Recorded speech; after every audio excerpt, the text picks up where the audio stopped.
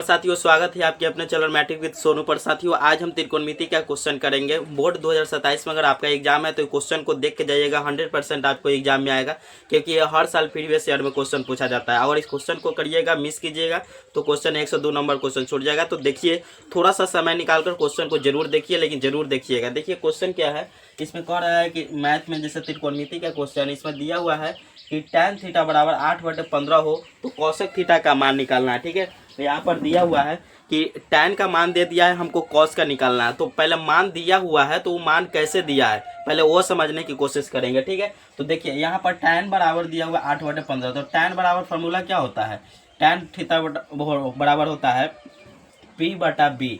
पहले हम लोग त्रिभुज में जैसे निकालते थे, यहाँ पर जैसे ऐसे दिया रहता था त्रिभुज में, इसको हम बोलते हैं P, इसको B और इसको H। जैसे दो का मान दिया रहता है तो इसको हम निकाल लेते थे, या फिर इसको मान दिया रहता था इसको निकालते थे, इसको दिया रहता इसको दिया रहता था इसको निकालते थे।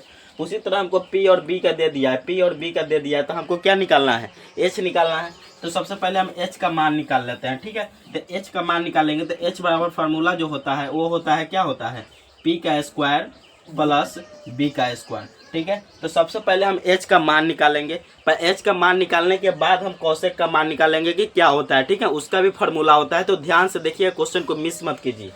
ठीक है, तो उसके बाद अगर यहाँ P का मान देखेंगे तो यहाँ tan बराबर P/B हुआ, और tan बराबर P/B हुआ तो इसको यहाँ पर मान किया कितना दिया हुआ है, 8/15 दिया हुआ है। देखिए tan थीटा बराबर 8/15 दिया हुआ है, यानी कि P के जो मान है हमको 8 दिया हुआ है, बट्टे के ऊपर वाला को ऊपर मान रखेंगे। ठीक है, तो P का मान 8 और बट्टे के नीचे B है, तो यहाँ बट्टे के नीचे B कितना है, 15 है, यानी P के मान ऊपर का 8 और B का मान 15। ठीक है, ठीक है, तो यहाँ पर हम मान सिंपल रख देंगे। ठीक है, तो यहाँ देखिए P का मान कितना दिया हुआ है, 8 दिया हुआ है, तो 8 लिख देंगे। स्क्वायर है तो स्क्वायर, यहाँ जोड़ है तो जोड़। यहाँ B के मान, आप देखिए B के मान कितना दिया है, 15, तो 15, और स्क्वायर है तो स्क्वायर कर देते हैं। अब क्या करेंगे, रूट में ही रहने देते हैं, इसको रूट में रहने देंगे। अब करेंगे इसका मान हम निकालेंगे सिंपल। ठीक है, इसको मान निकालने के बाद यहाँ पर देखिए 8 का स्क्वायर कितना होता है, 8 का स्क्वायर 64, जोड़ है तो जोड़ रहने देते हैं। 15 का स्क्वायर कितना होता है, 225, कितना होता है, 225। ठीक है, अब इस दोनों को हम जोड़ देंगे, 225 रूट 8 का स्क्वायर प्लस 15 का स्क्वायर, ये नहीं दिख रहा है, इसको हम अलग कर देते हैं।